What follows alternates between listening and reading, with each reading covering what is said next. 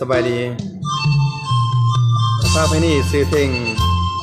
ว่อนเจ้าแม่นางนอนเนี่ยฝากเป็นอีกหนึ่งกำลังแห่งใจส่งให้ทั้ง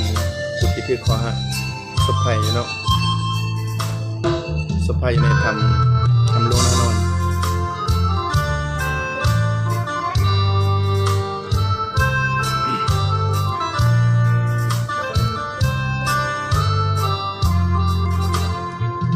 ลูกมาขอวอนเจ้าแม่นางนอนสวยดลบันดาลเด็กติดทำหลวงแสนน่าสงสารลูกขอวันหวานสวยพวกเขาแดป่านนี้คงจะหิว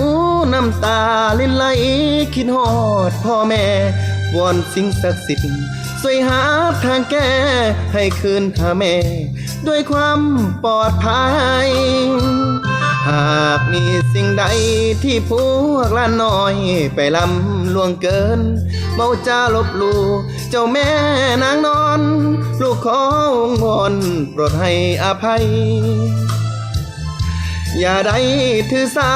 ปล่อยเขาออกมาห้อมกอดใจพ่อแม่เป็นห่วงพี่น้องทำให้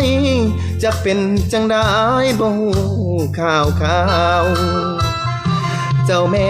นางนอนลูกมาขอบอนอย่าได้ใจดำช่วยดลบันดาลสากนำให้ทีมช่วยเหลือพบเจอเขาเจ้าไทยทั้งประเทศพร้อมทั้งพี่น้องสปป.ลาวคนบ่ฮู้จักก็ห่วงเขาเจ้าเป็นตาเงือดหลายน้ำใจเป็นห่วงกะบอนอีกครั้งส่งใจไปยังจังหวัดเสียงรายเป็นมิตรไมตรีพี่น้องลาวไทยแบ่งปันน้ำใจไปถึงทำหลวงลูกมาขอวอนเจ้าแม่นางนอนแทนใจหลายดวงใจแท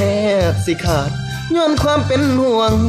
ใจ13 ดวงที่ค้างในธรรม